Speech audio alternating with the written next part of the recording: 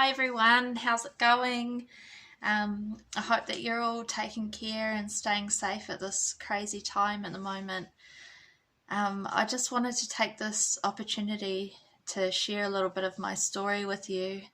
It's been a really crazy time at the moment, and I feel prompted to share what's happening for me and to hopefully encourage one or two people that there is hope and that there's peace out there for those of you who are wanting to seek it out. So, my testimony is how I came to know Jesus Christ as my Lord and Saviour. Basically, I grew up in the church and I believed in God since I was like 8 years old, but I've had this sort of warped sense of what Christianity was. I think I was more on the religious side where it's all about how hard you work for God's acceptance. So it's like the more good things that you do, the more God will love you, and the higher you climb in your religious hierarchy. That wasn't a right way of thinking, and it didn't really move me forward at all in my own spiritual journey. So when I got to about sort of the age of 19, 20, I went away to music school and I found a bunch of people that were weirdos just like me, and partied and drank and found this kind of sense of acceptance within that, but still was feeling spiritually empty and not fulfilled. So yeah, I continued on with that lifestyle of the drinking, smoking pot, smoking cigarettes, and just not being at my best and not moving forward in the plans that God had for me.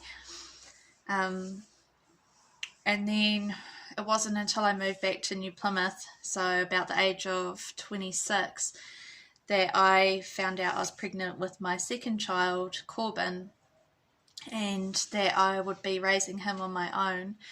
And that realization, after having my daughter and raising her for the last 10 years, hit me really hard.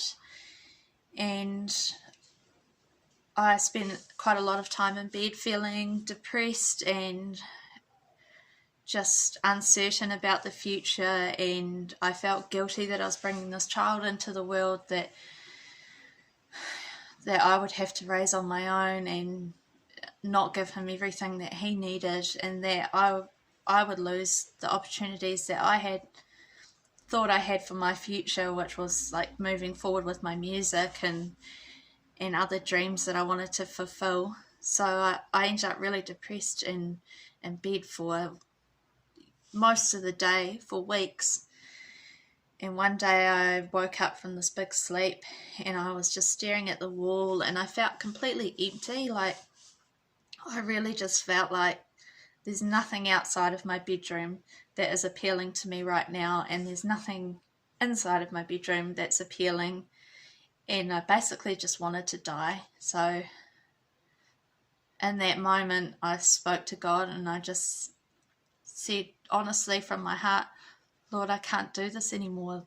This is too hard. And I want to give up. And God said to me, I love you. You're going to go through quite a long, hard time, but I'll be with you. And at the end of it, you'll be totally blessed. And the process from there was one of me having hope and looking forward to the future from that little tidbit that I got. Getting out of bed every day and slowly starting to change my attitude and to realize how loved and accepted I actually am, and that the non-acceptance that I'd always felt was actually just a lie. And pushed myself to talk to people more because I've always been quite shy. So I'm starting to make friends. I'm starting to deal with some of my issues with holding on to non-forgiveness towards people that had really held me back and really made me a lot more bitter than I realised. And having some good church people around me, just having that support really helped me. Obviously, being pregnant, I couldn't drink, so that went away. I cut right back on the cigarettes and stopped smoking marijuana. So those were all challenges and also things that really started to grow me, because I was starting to really deal with myself as a person without having that escapism anymore. And I was starting to really enjoy the little things in life, like reading a book and having a cup of tea, whereas before I was so unsettled in my heart that nothing was really enjoyable or fulfilling, and I could never really be in a moment because everything else was weighing down on me, the guilt from the past and the fear of the future. But now that I had Jesus and I knew that he'd forgiven me for everything in the past, I now felt free to just really enjoy the moment that I was in. And then after I had my boy, I sort of kept growing from there, and still finding life really challenging with the sleep deprivation and raising a kid on my own, but just really enjoying all the little things. Just playing with him and being his mum has been a joy because of God giving me that peace and taking away my worries. God gave me a lot of peace with my finances, so we've always lived on a pretty small income, and it's always been quite hard, but since I've given my life to God and I've been tithing, which is basically you give 10% of your income, and they say to give it to church. Sometimes I give it to church, sometimes I give it to somebody that needs it. Like I know a lot of people in the community that need help, and so some weeks I'll give it to them, and I've been finding that since I've been doing that, our finances have been sweet. Like we've been able to do things like we went on a family holiday when Corbin was 8 months old to the South Island for 2 weeks, and